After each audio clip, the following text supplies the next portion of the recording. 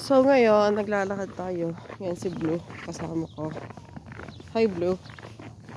Yeah? Gusto ko lang sabihin how good God is. Lagi siyang ganito, lagi siyang may surprise sa akin. Pero, unang ginagawa niya, ihahumble muna niya tayo na very, very humble. Yung tipong, humble na humble ka. Sa napagdaanan ko sa loob ng 5 buwan na nangyari sa akin, napakadami, na kung saan lahat ay halos mang-iwan na sa akin at walang maniwala at ako ay hinusgahan. Isa lang ang natutunan ko, si God ang kasama ko at nagtitiwala ako kay God.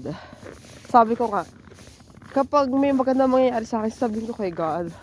Pag masama, kay God. Tiwala lang kay God.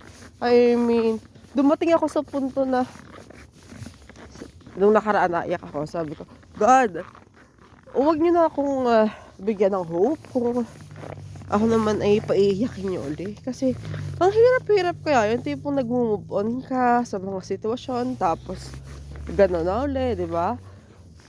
Pero ngayon parang may magandang balita at natutunan ko, sinabi ni God, be humble, you know? I mean, wala namang kailangan may malaman, walang kailangan magmataas, hindi kailangan manalo matalo dahil ang reality ay negotiable.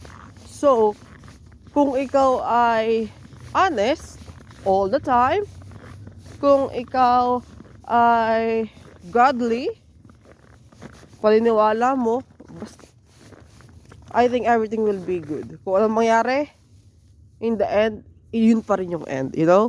I mean, hindi totoo, tunay yung kasabihan ng if your plan failed, you failed to plan. Now, it's all God.